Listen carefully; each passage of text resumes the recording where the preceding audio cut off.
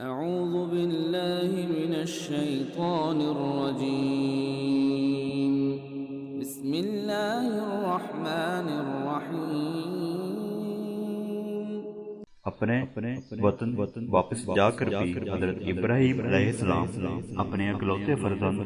کو نہیں بھولے اور گاہے بگاہے انہیں ملنے آتے رہتے اور ان کی خبر گیری کرتے تاکہ وہ ان کی حالت سے مطمئن رہے اور ان کی آنکھیں ٹھنڈی ہوتی رہیں۔ جب حضرت اسماعیل جوان ہو گئے اور اسے پھوٹنے لگے تو حضرت ابراہیم علیہ السلام نے خواب میں دیکھا کہ وہ اپنے اکلوتے فرزند کو اللہ تعالیٰ کے لیے قربان کر رہے ہیں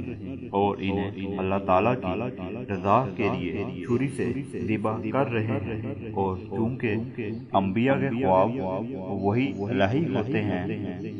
لہذا آپ اس خواب کو وہی الہی سمجھ کر بیٹے کو ذبح کرنے کے لیے تیار ہو گئے۔ یہ ایک بہت بڑی آزمائش تھی اور کڑا امتحان تھا کہ ایک بوڑھا عمر رسیدہ جسے اب اور اولاد کی کوئی امید نہیں تھی، اسے اکلوتے بیٹے کو ذبح کرنے کا حکم ہوتا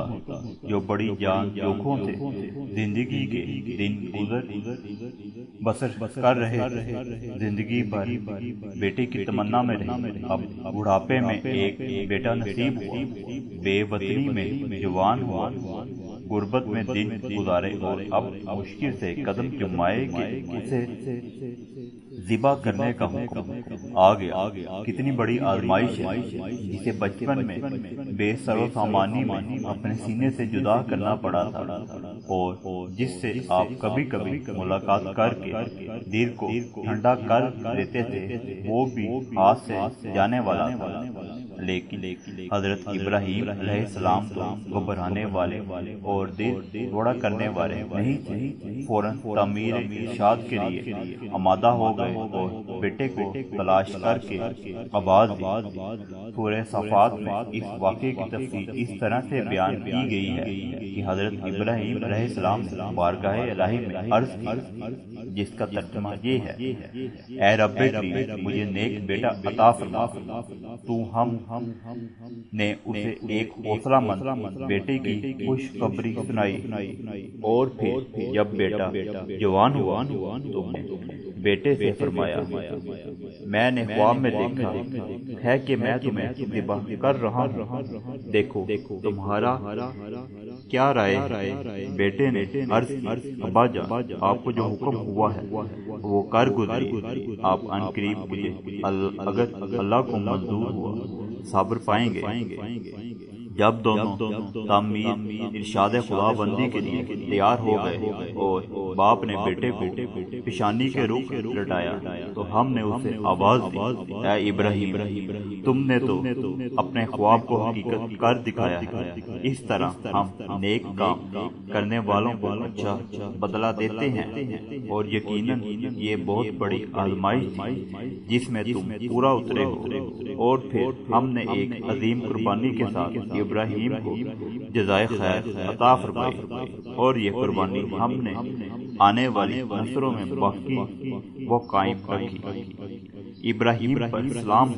ہم نیک کام کرنے والوں کو اسی طرح سے نیک بدلہ دیتے ہیں، اور یقیناً ہمارے مومن بندوں میں سے، اور ہم نے اسے اسحاق کی خوشخبری دی کہ وہ نیک ہوگا نیکوکاروں سے، اور ہم نے اسے اور اسحاق کو برکت عطا فرمائی۔ یہ بہت بھاری امتحان تھا کہ عرصہ دراز کے بعد اللہ تعالیٰ نے حضرت ابراہیم علیہ السلام کو بڑھاپے میں اکلوتا فرزند عنایت فرمایا، جس کی آپ نے برسوں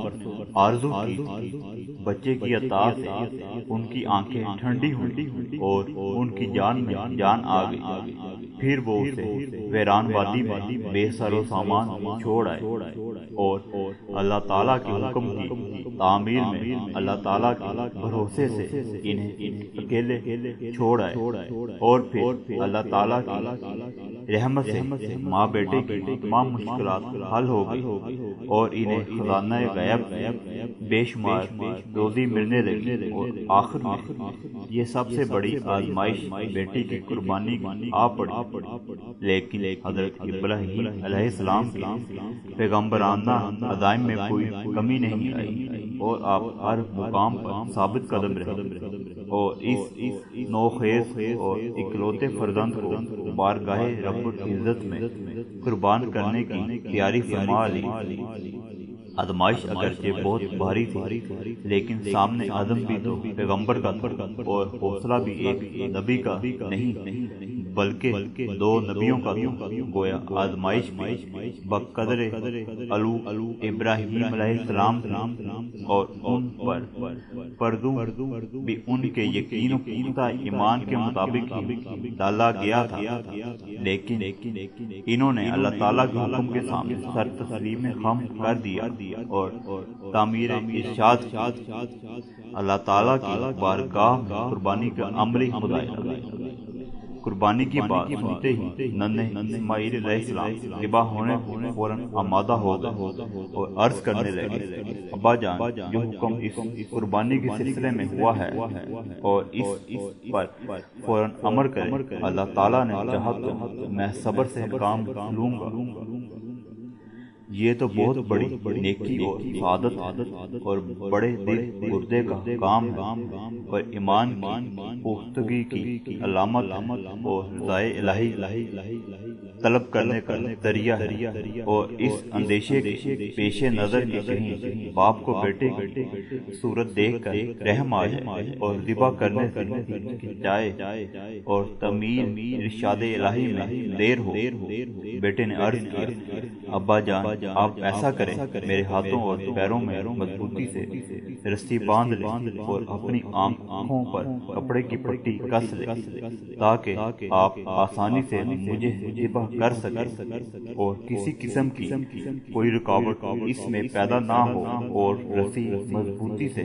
باندھنے کا یہ فائدہ ہوگا کہ میں ذبح کی